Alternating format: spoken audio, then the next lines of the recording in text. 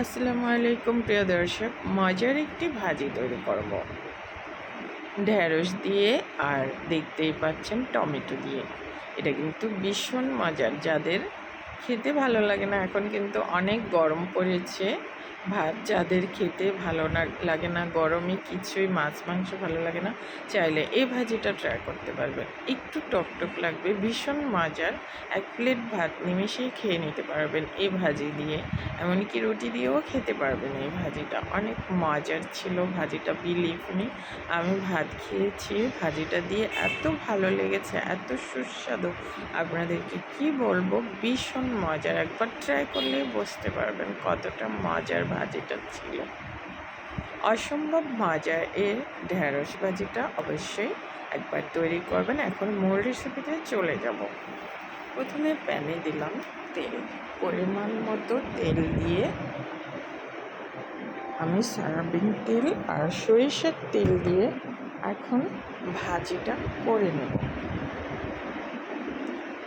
ফোড়নের জন্য দিব, মনে হচ্ছে আরও একটু তেল লাগবে। পরিমাণ মতো তেলটাও কিন্তু না দিলে আবার ভাজি খেতে ভালো লাগে না। এখন ফোড়নের জন্য দিচ্ছি 3টা শুকনো মরিচ। শুকনো মরিচ ফোড়ন উঠে গেলে দিলাম 1 মুঠ ভর্তি করে পেঁয়াজ কুচি। পেঁয়াজটা সফট করে নেব ভেজে। এ পর্যায়ে দিলাম কাঁচামরিচ। ভাজিতে বেশি কাঁচামরিচ দিবেন, এতে করে ঝালটাও হবে, আবার স্বাদও বৃদ্ধি পাবে। সফট হওয়ার জন্য স্বাদ মতো লবণ দিয়ে দিলাম। পেঁয়াজটা তাড়াতাড়ি সফট হয়ে যাবে। এ পর্যায়ে আমি এখন 4টা টমেটো কুচি করে নিয়েছি, সেগুলো দিয়ে দিলাম।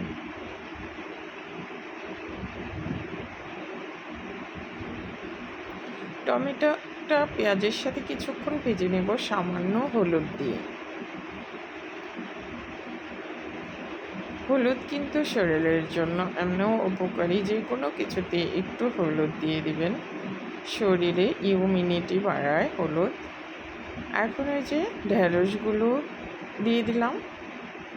ঢেঁড়সগুলো টমেটোর সাথে এখন নেড়ে চেড়ে মিশিয়ে নিচ্ছি।